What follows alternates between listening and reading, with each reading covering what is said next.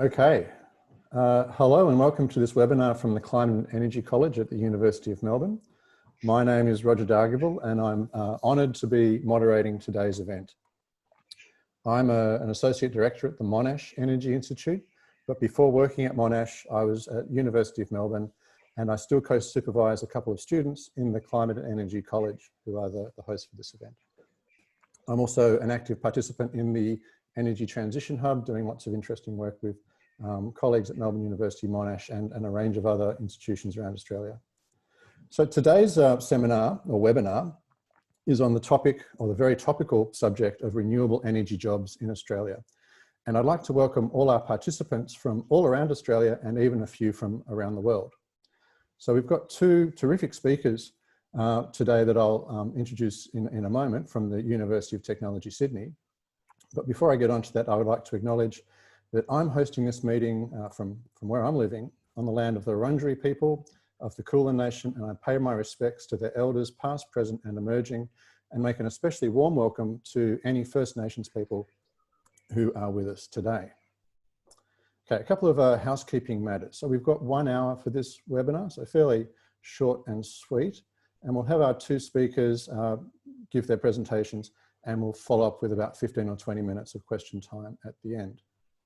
If you do have a question, please type it into the chat window on Zoom.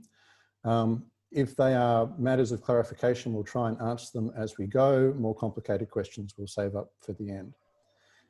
If we decide if we get you to ask your question, we'll ask you to unmute your microphone and ask the question yourself.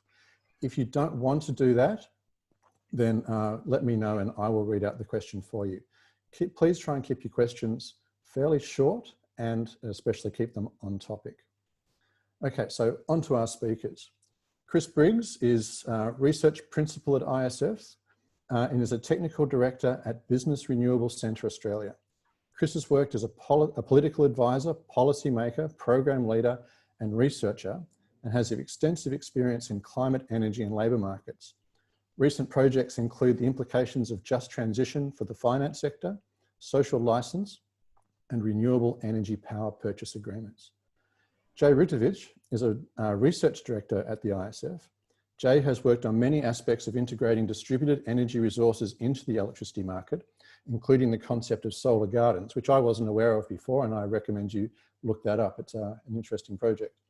Jay has particular expertise in modelling energy sector employment outcomes at state, national, regional and global scales, and has led this work at ISF since 2009. Okay, so with no further ado, I'll hand over to Chris to begin his presentation. So thanks very much, Chris. Thanks, Roger. Jay's going to kick it off, so over to Jay. Oh, okay. Okay, well, good afternoon, everybody, and thank you for joining us for this presentation, which we're really excited to be launching this work. First of all, I also acknowledge the traditional custodians of the various lands where we all are, which covers many places, and particularly recognise the knowledge that they hold, and I pay my respects to elders past, present and emerging. I would also like to acknowledge the other colleagues. Chris obviously is here today and we're both going to be presenting, but I'd also like to acknowledge Elsa Dominish and Kriti Nagrath, who contributed a great deal to this work. And yeah, we'll get on with it. So can I have the next slide, please, Chris? So what we're going to cover today, I'll talk a little bit about the background, the methodology and the key findings. So we'll tell you all the important things that came out of it right near the beginning. We'll go a bit through the overall results, and then Chris will talk about the employment and skill shortages and, really crucially, the role that renewable energy can play in the energy transition, and then we'll get on to the discussion. So we will leave time for that. And next slide, please. So first of all, the background. This is the first large-scale national survey of renewable energy jobs in Australia, and we did it for the Clean Energy Council. We're really delighted to be able to do this because it's really not a minute too soon, that it is really overdue that we have just decent information on what is a really important industry. And this should be monitored regularly as part of business as usual. We should always be tracking this industry. So first of all, we do want to just improve the estimates and understanding of how many jobs there are and what type of jobs. And we think this is really important in order to be able to plan for skill shortages and actually to avoid the blockages that can happen as this industry just grows and grows. So could we have the next slide, please? So first of all, the scope. This is phase 1 of the study, and we covered the main technologies. So it's not complete, it's not all renewable energy. We covered solar, wind, hydro and batteries. And looking at the slides, the dark blue are what is included in this phase.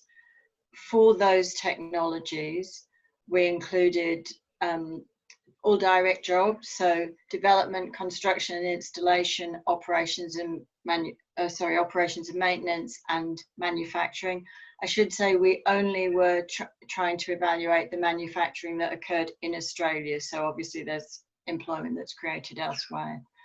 Some of the indirect jobs are included, so transport and warehousing, but there was a whole tranche that we couldn't include at this stage. So the professional services such as legal, financial, and none of the R&D jobs are included either.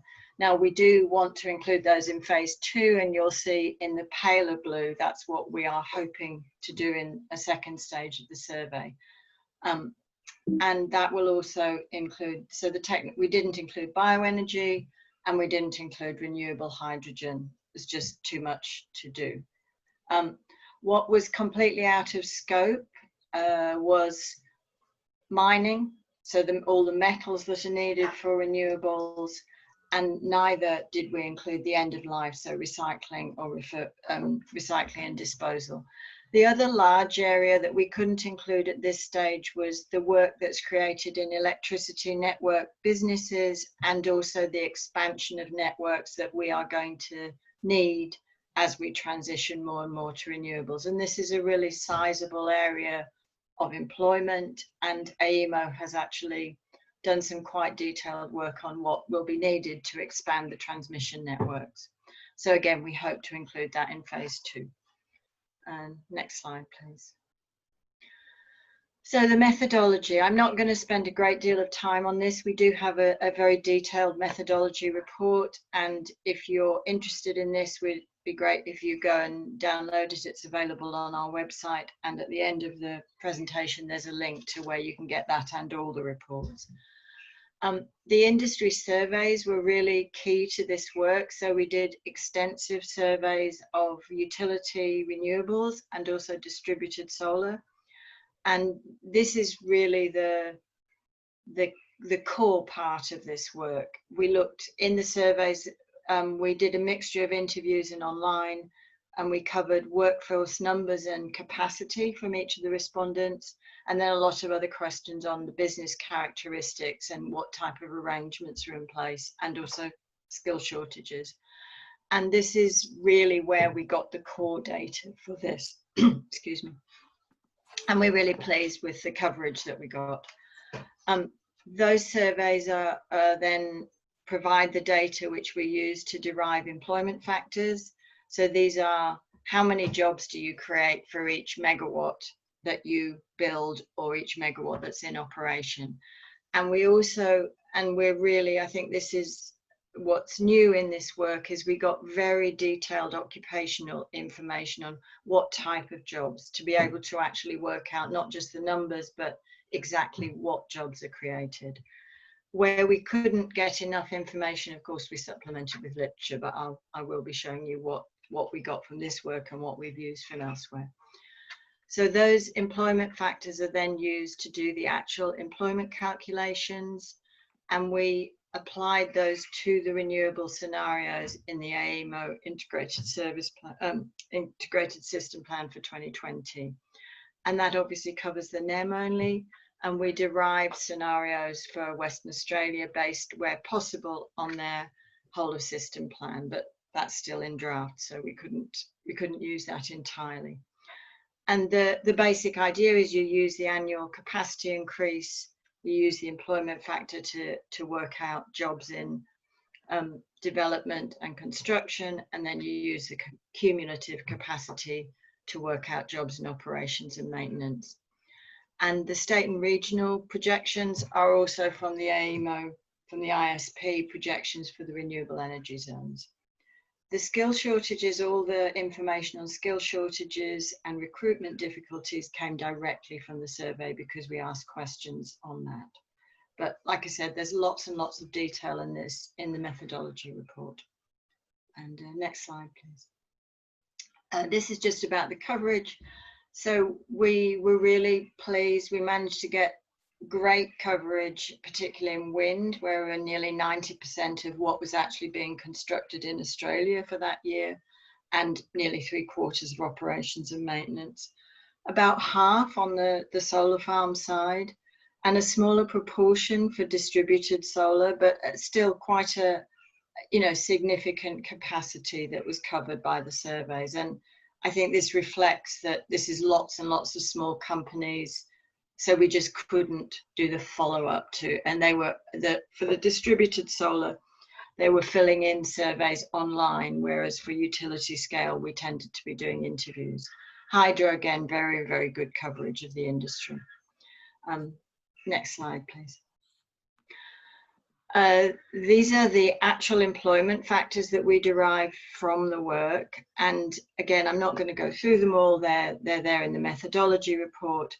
Really, I just want to, the slide illustrates how many of these are actually new information or updated information from this work. So everything that's in bold on that slide is derived from this work. And the lighter grey is what we had to supplement using either previous work of ours or information from either ABS or from IRENA. So we're really pleased that we managed to get as much new information from this as we did. And the next slide, please.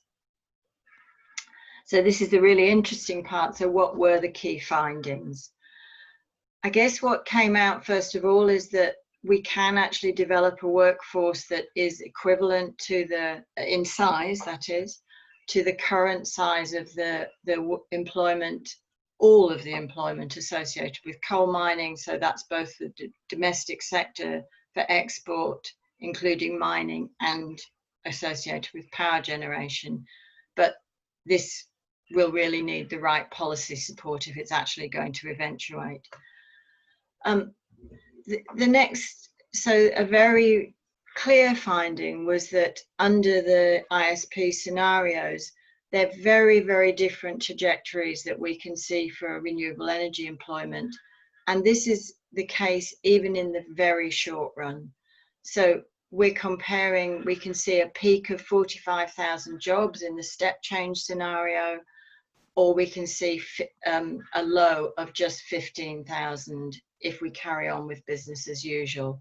And it was very striking that if we carry on with current policies, we're actually going to see a loss of 11,000 jobs in the next 3 to 4 years. And it really highlights the importance that renewable energy has in our response to COVID. And obviously this is very top of everybody's mind. The next thing that came out was that renewable energy will provide a really increasing proportion of ongoing work. So I think there's often a concern that jobs are temporary in renewable energy.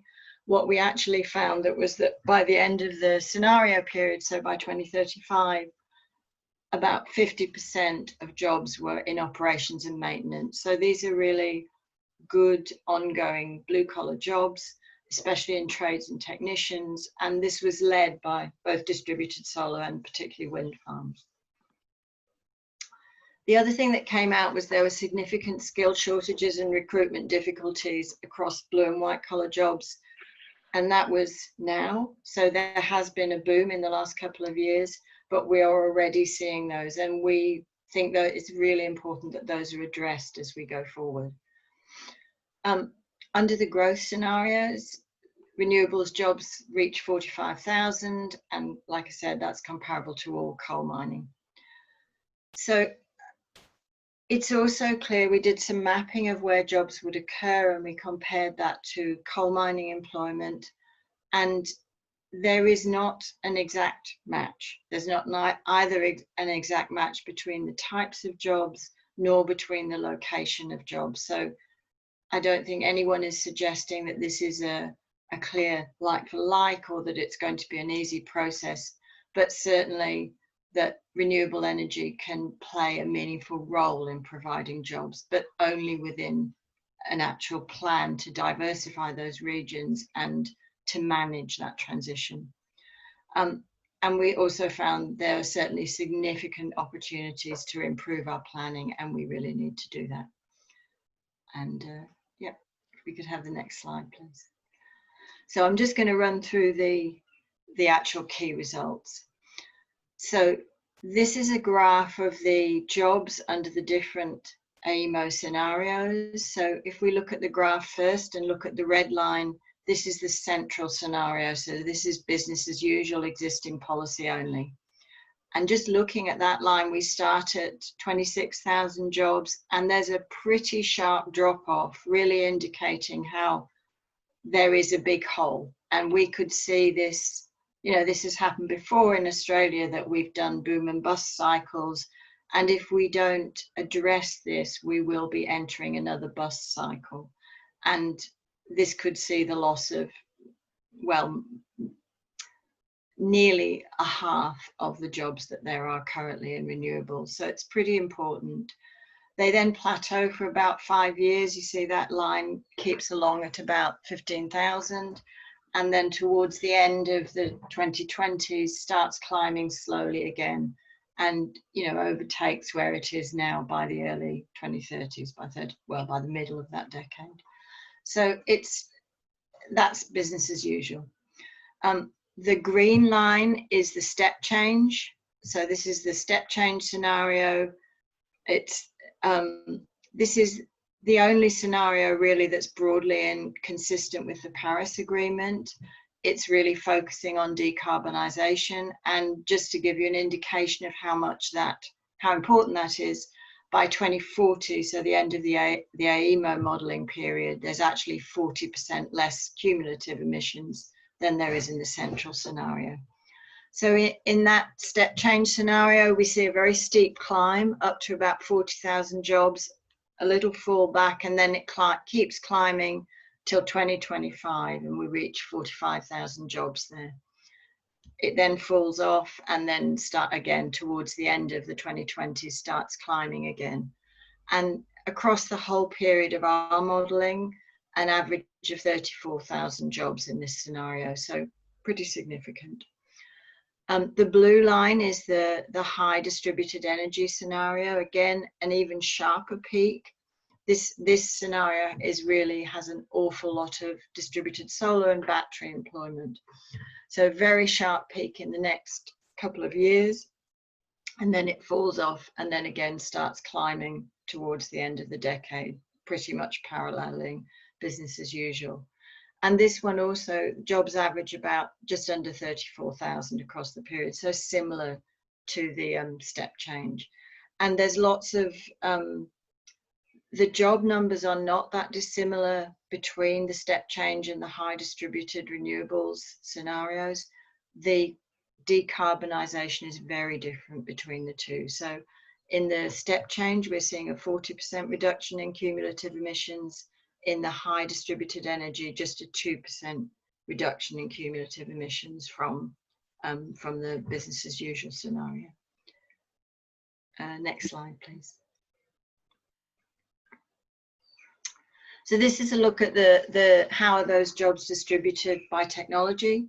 So the top left is solar, and the employment creation is really dominated by distributed solar. So that's the light orange, and these graphs are all for the step change scenario across the period, but this is very similar in all of them, not the overall totals, but the distribution between the technologies. So rooftop solar is a really large employment creator. Wind comes next, and it's followed by hydro, and lastly batteries. And there's lots and lots of detail on this in the report. Next slide, please. One of the findings that we were really, I don't think we had expected, but it's really a good result, you know, very heartening result, is how the operations and maintenance jobs increase as a proportion of overall. So again, this is the step change scenario, and the O&M jobs are the dark purple at the bottom of the graph. And you can just see a steady increase over the whole period, and it's reaching a bit over half by 2035. And of course, this is sensible as you increase your overall capacity, you know, what is installed, your operations and maintenance jobs increase with that. I think we just hadn't realized quite how marked this would be. And this is particularly driven by wind farm jobs, by O&M at wind farms. And similar in the high distributed, so 45%, a bit lower in the business as usual, I think really because there are just less renewable jobs in that one. That's next slide, please. And in fact, I'm going to hand over to Chris at this point because he can talk about this much better than I can. Thank you. Thanks, Jay. So one of the things we wanted to do through this survey is to collect more detailed data on occupations, because in general, people don't have a very strong understanding of what it is that renewable energy workers actually do. There's a typical worker, I think, in people's mind, it's someone on a rooftop installing solar systems. So we collected detailed data on job types. On the left, this is for all renewable energy across the step change scenario on average. So on the left, you can see the leading types of jobs are trades and technicians, professionals and labourers. And you can see from the right that the industry employs a really quite diverse range of occupations. From the top in the brown, you can see electrical trade assistants, roofers, and then a range of construction labourers. In the orange, you can see drivers, specialist truck drivers hauling the big kit, specialist construction drivers and deliveries, store persons and packers, reflecting the growth in warehouses, in particular, importing solar technology and other types of drivers. Electricians are the standout, and together with electrical trade assistants, you can see around about 1 in 5 is electrical, but also mechanical trades and technicians, some metal trades that are in the supply chain, and then a whole range of different types of professionals, engineers, IT, and so forth. I'm going to very quickly run you through some of the results for each of the technologies. Could I just, there's one question that's come in the chat that I think would be really good to clarify for everybody, which is, there's a question saying, is the 11,000 jobs that are lost in the potentially lost in the next couple of years, is that due to coal retirements? And I just really wanted to clarify that no, we haven't modelled what's happening to coal employment. The 11,000 jobs that are lost in the next 3 years is renewable energy jobs. That is really just because the construction of new renewable energy capacity stalls. So that happens because of the lack of policy, so that the uncertainty means new renewable energy is not being built. So it's just a comparison in renewable energy jobs. Thanks, Joe. Yeah, it reflects IEMO's projections following the end of the 2020 or the achievement of the 2020 renewable energy target. So this shows you the picture across wind and solar farms. As you can see, most jobs created in the green by wind farms. The dark green is you start to see some growth there from the repowering of existing wind farm sites, and then a smaller volume in utility solar, obviously with different volumes across the 3 scenarios. There's a lot of detail here, and I'm going to very quickly pull out a couple of comparisons. What you see from wind farms is that they have a much higher proportion of professionals and trades and technicians. They're much more complex in their labour structure. So there's a lot higher employment in terms of engineers and the planning process, mechanical trades, and really much more greater range of diversity than you'll see in the next slide for solar farms, where you can see on the left there, a much higher proportion of labourers in particular. And then if you look across the right, you can see electricians and assembly labourers account for about 1 in 3. So there's a much simpler employment structure, which is perhaps reflective reflecting what you would expect, but it's quite striking in terms of the numbers then and in terms of the types of workers they employ. We looked at skill shortages for wind and solar farms using the definitions used by the Federal Department to assess high, medium and low recruitment difficulties. The key areas we found were electrical and in particular grid engineers, construction managers, quality, health and safe environment. Some areas had quite high difficulty where they were being recruited for, but were much less common. So the dotted line shows you people who either didn't answer or more likely did not recruit for that year. So you can see the ones with the bigger bars are the ones where there was a lot more action happening in terms of recruitment. On the right, we asked 6 different reasons for why they were having recruitment difficulties for those with high or medium difficulty. Over 1 in 3 couldn't find candidates with sufficient specific experience in renewable energy projects. 1 in 4 had suitable candidates, but they wanted higher pay. And the issue of competition with the resource sector in particular came up again in this context. And around 1 in 5 had difficulty attracting suitable candidates in regional or remote locations. Some of the shortages and bottlenecks didn't necessarily, the worst ones didn't necessarily show up in a high industry survey.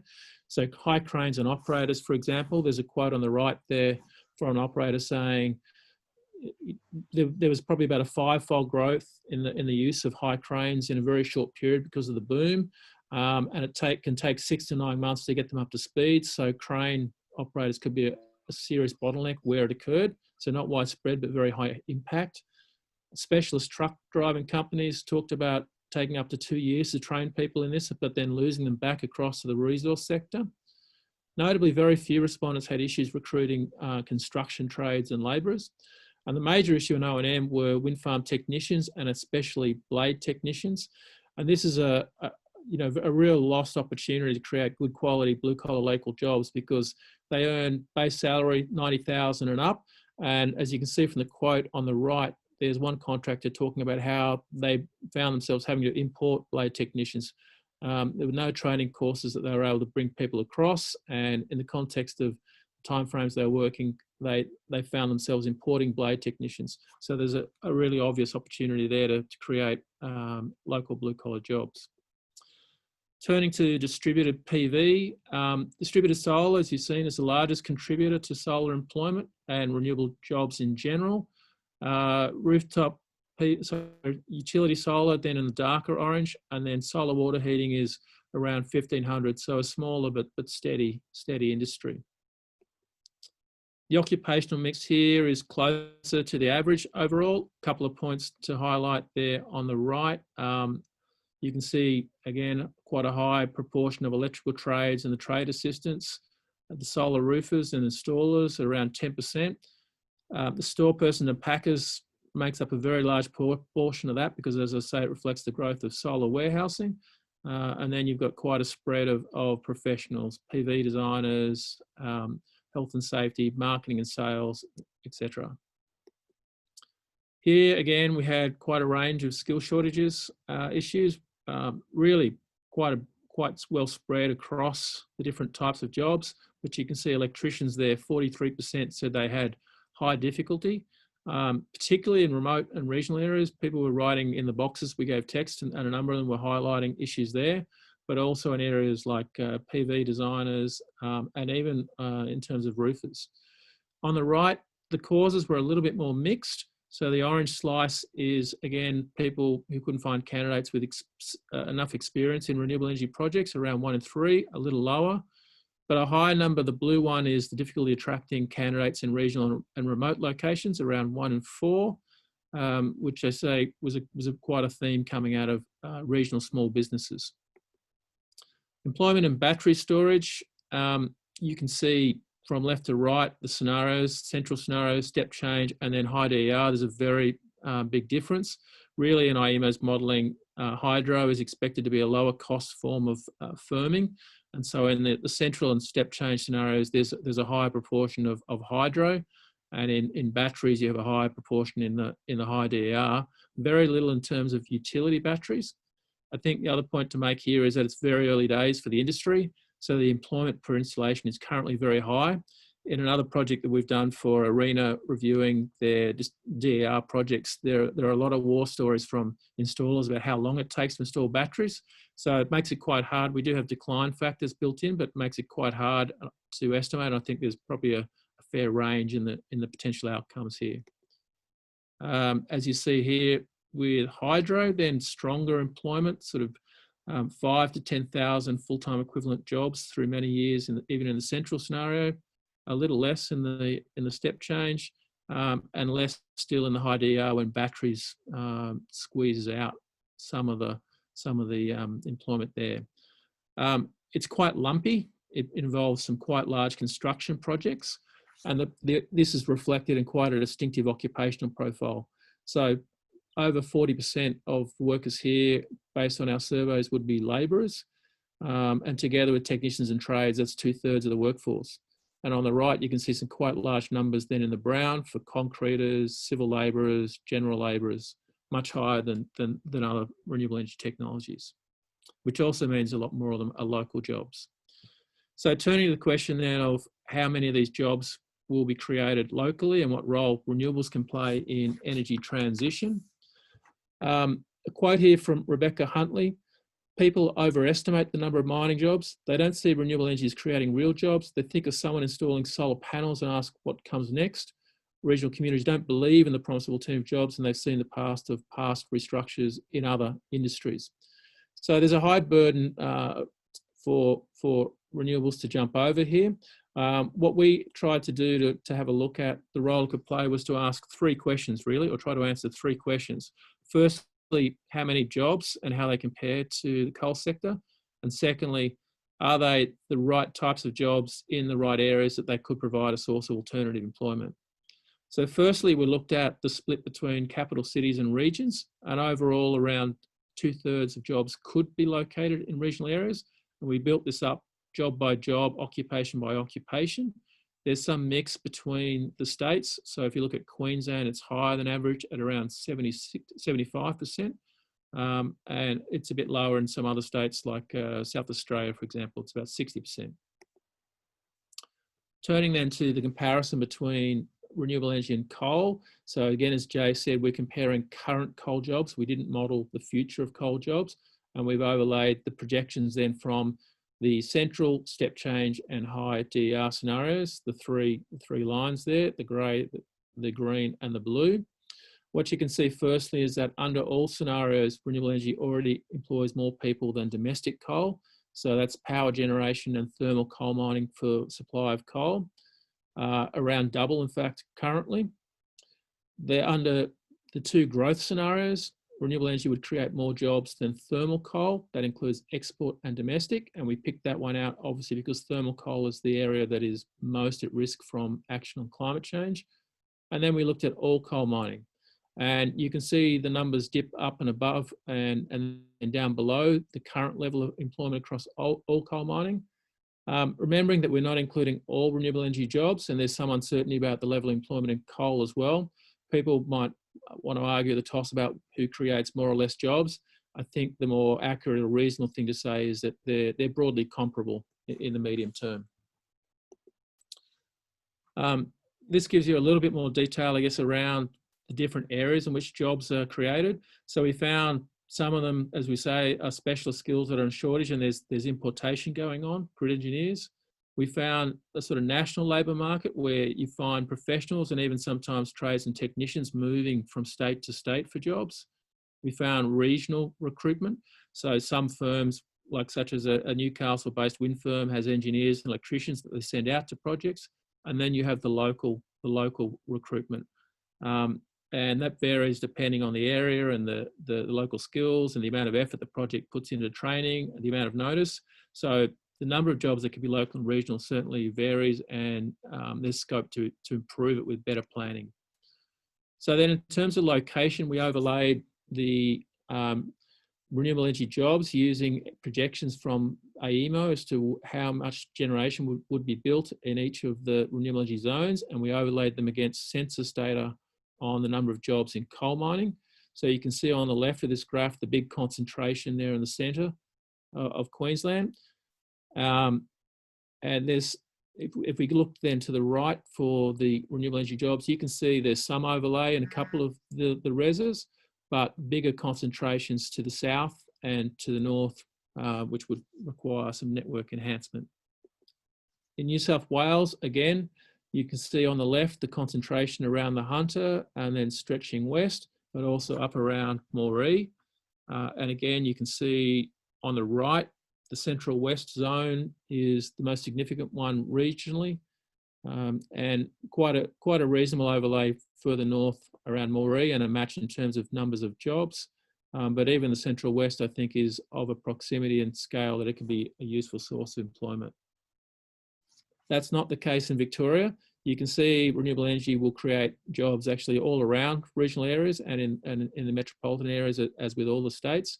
But on the right there, the small orange dot is the remaining employment in power generation in the Latrobe Valley. And the offshore wind project is really the only one in close proximity there. So then in terms of occupational match, we dug down then to look at types of occupations and to compare the jobs in all coal mining in black, thermal coal mining in grey, the domestic coal sector in blue against the renewable energy average in green, and the peak workforce in orange. And you can see across a range of blue collar and white collar jobs, there's a reasonable match in the numbers: construction, production managers, engineers, less so mechanical trades, electricians, obviously, store persons, program administrators, structural steel, construction and mining labourers, drivers, but then not when you get to the core workforce of the semi-skilled machine operators.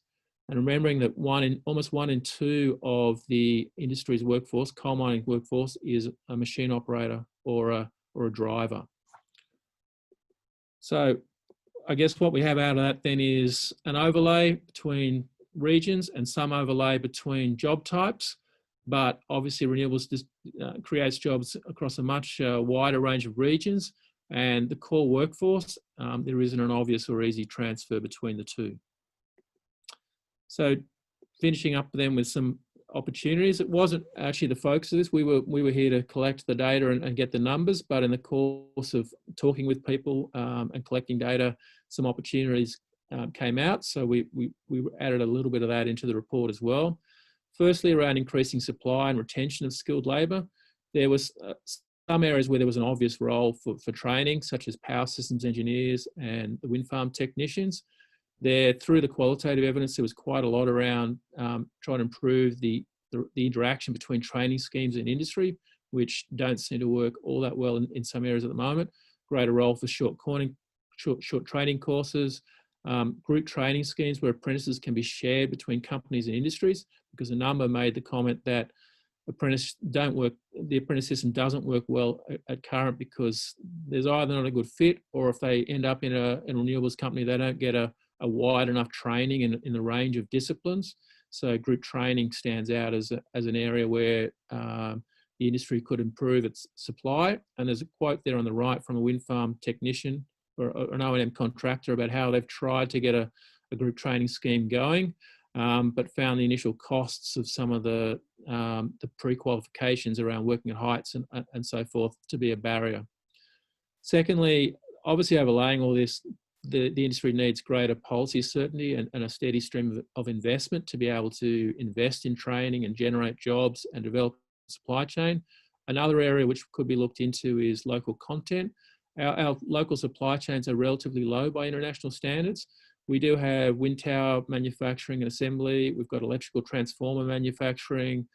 We've got repair and maintenance of the gearboxes inside wind turbines, and a few other bits and pieces. But in general, it's low, and much of it has come out of the result of the Victorian Renewable Energy Target requirements.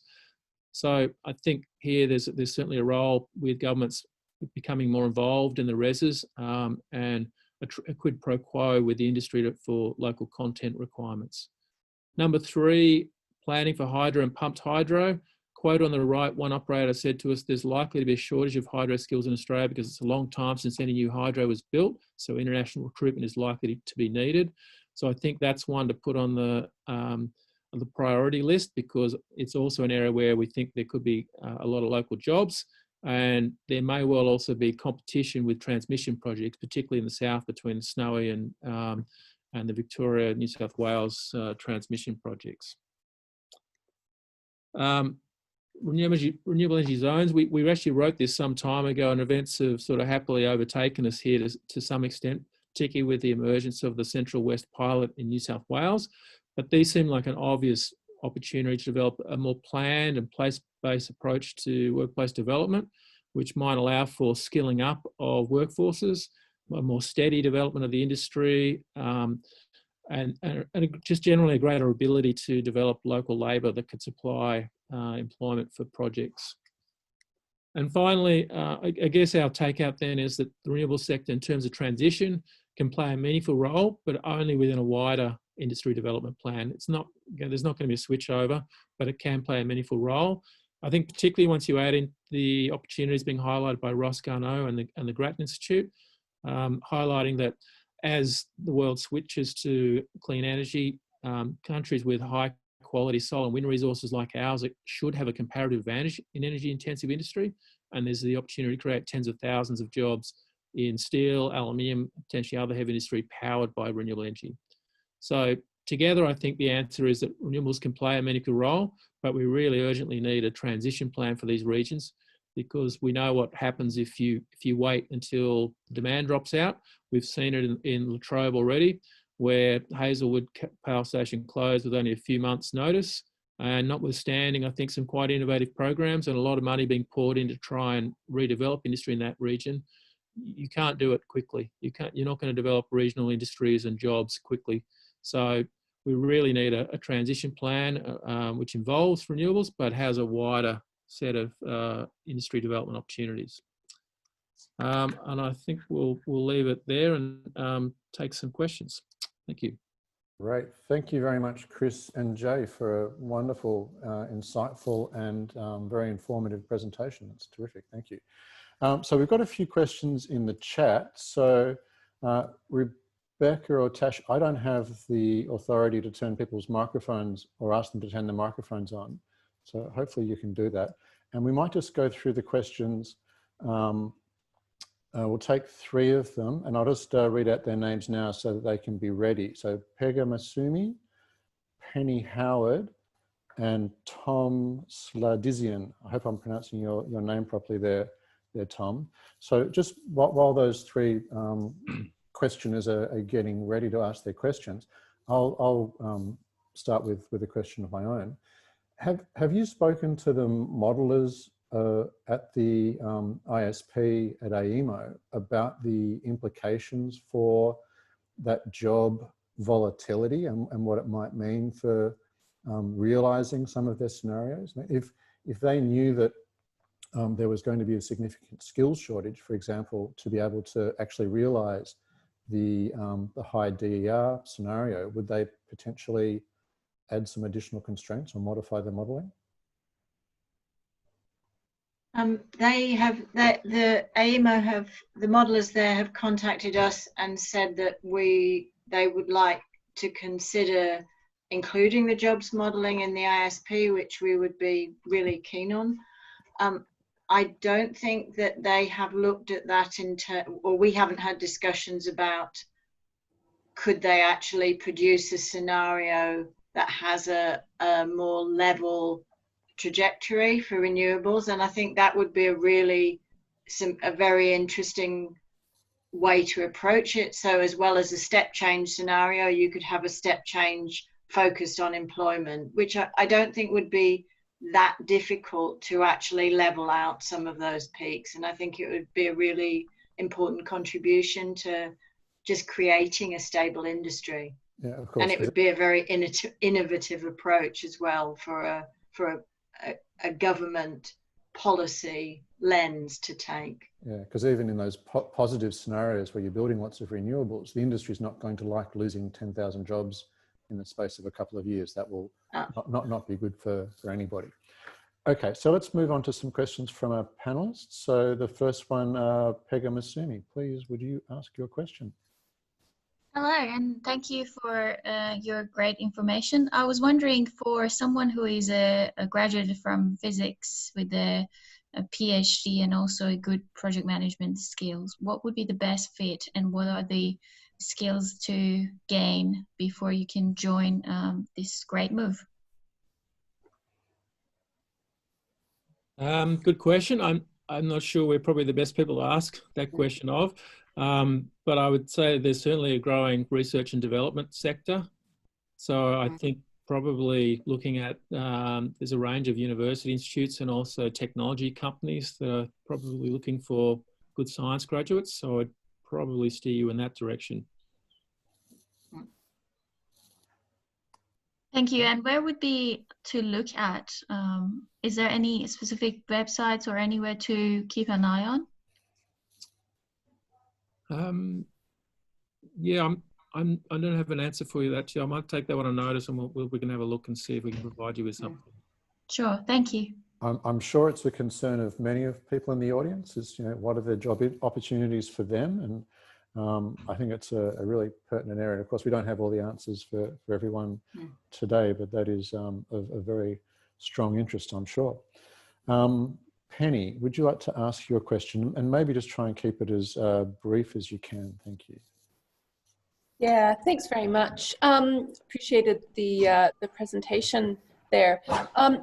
You've covered very well the planning issues around workforce. I'm just wondering about the organizational issues, particularly around, understand it's pretty common practice for owners of renewable energy generators to contract out the operations and maintenance, and then there's a retendering process, and then in that retendering process either you end up with the same company doing it but often under different conditions, or a different company will win it. So then the assumption that operations and maintenance will be a secure and stable job actually gets undermined by that organizational practice. So just wondering if you'd had any examination of that or other thoughts around that.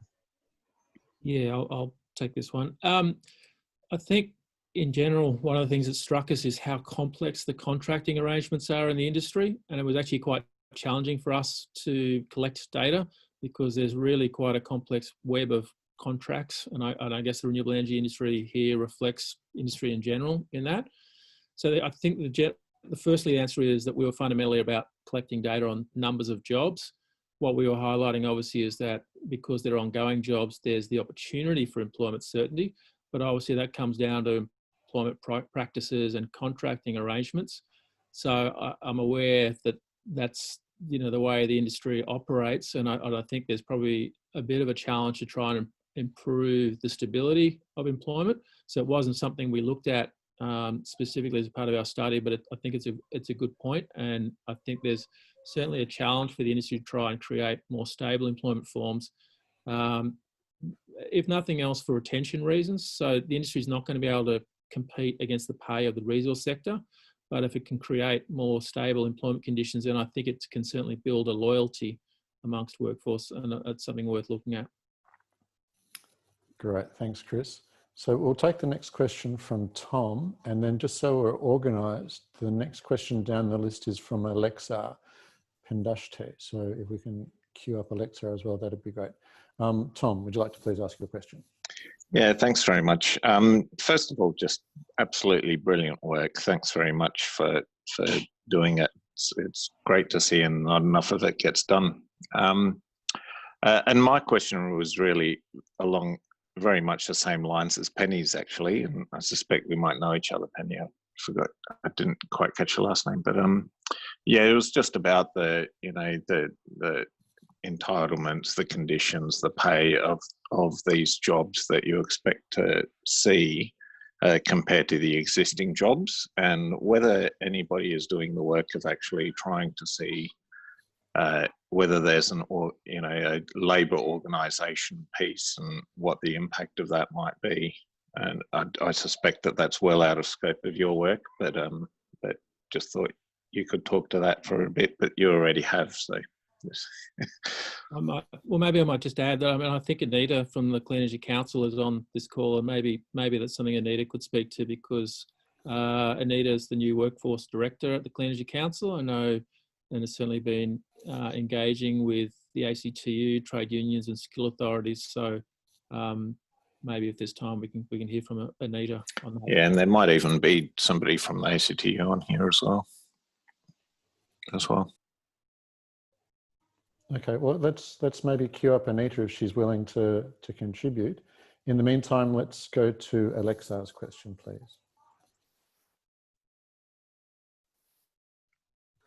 Alexa, would you like to unmute your microphone, please, and ask your question?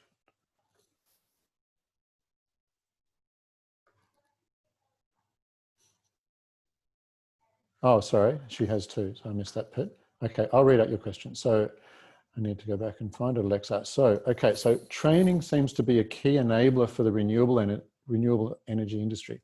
Can we, as the whole industry, coordinate funding and delivery of scalable and up-to-date training to increase the confidence for investors and encourage the support for policymakers?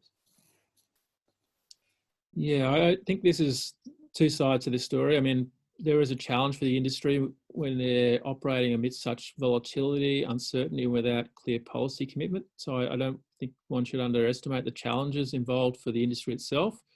I think I was involved in a workshop recently organised by the Clean Energy Council, which included skill authorities. So I think there's certainly, partly on the basis of this work, they're now looking closely at this. And I think there's a general recognition that the fit between training courses and provision doesn't quite fit industry needs. And I think there's quite a bit of detailed work that needs to happen then to work out the best way to integrate that within existing education and training packages, but also to create some other shorter training courses. So I think there's a job here for the industry, but also for the training system, which Anita might also be able to talk to better than myself. Okay, thanks, Chris. Have we been able to ask Anita if she would like to speak to these questions? Maybe she's not that keen to speak. Happy to? Yes. Okay. So can we get Anita to have her microphone turned on, please? Okay, Anita, you should be able to turn on your microphone, and if you wouldn't mind chipping in, that'd be great. Thank you. Thanks, Roger, and thanks, Chris and Jay, for a really great presentation and some great research.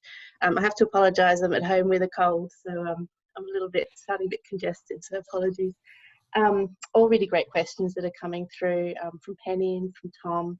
I guess that the answer is we're working on this. The Clean Energy Council, I guess this is why we commissioned this work from Chris and Jay, to start to get an understanding of what are the issues in the sector, and where we can start to make a difference. There's probably three avenues that we really need to go down that we're focusing on at the moment. The first one is, I guess, lifting that perception and the reality of the quality of the jobs in the sector, and trying to improve some of the retention of workers in the sector that Chris and Jay's research sort of showed that a lot of those jobs that are already in renewable energy are moving to other sectors where there's potentially better pay or better conditions. The second one is, as the recent question that was just asked, is around training. So trying to align the training systems a little bit better with what the industry needs, and there's a lot of work that can be done in that space. And a lot of this goes to some of the points that Chris and Jay did make in their research, which was we need, I guess, a foundation of certain energy policy to sit behind the industry, so that a lot of this work and this investment, that the industry can have a confidence to do some of this work, and to try to make sure that if training systems are put in place and businesses invest in training the staff, then they're going to get that return, because there's certainty, there's pipelines of investment happening. So I mean, and the other avenue, that third avenue, is that regional piece. So trying to understand how we can better align, I guess, regional development plans with what with the industry, so have the industry more closely involved with those conversations. So there's a lot of work to be done in that space, and there's probably a lot of you on this call that it might be useful for me to connect with. So please, do get in touch. And this is just the beginning of, I guess, a larger work program. Great. Thanks very much, Anita, for chipping in at short notice. I'm going to just paraphrase one of the questions here from Vinyas Shanmugan. I'm just going to change the direction of your question a little bit for our panelists. The question was about, we're being hosted today by the Australian-German College, and the question was, how are we going with that relationship? But to rephrase that question, how much reliance do we have on international markets for bringing in skilled labourers to build wind and solar farms? And how competitive are Australian employees compared to, say, for example, just to pick on one particular country, but a team of Chinese labourers might come in and then move on to another part of the world for working on a Chinese-run project. Are we able to compete with that that kind of import of labour from other places around the world? Well, I think firstly, we heard evidence of particular skills being imported, such as the grid engineers, wind farm technicians. I don't think it's widespread. I think it was, it's not anyone's preference, I think, to be importing labour. Secondly, I mean, I don't know that we're looking at importing labour and labourers to be able to do projects, and I don't think that's an approach we should be going down. I think certainly there's issues with solar farms, which are more like fly in, fly out operations sometimes, and the use of backpackers, and I think there's probably an acknowledged issue there with some labour standards and quality of wages. I think certainly we're never going to compete, obviously, on a pure labour cost basis, but the cost of renewable energy in Australia is clearly still continuing to come down very dramatically. So I don't think the cost of labour appears to be an issue really for the development of the industry, is what I would say. And if anything, I think probably better employment standards and retention of labour and skill is probably a more pertinent issue.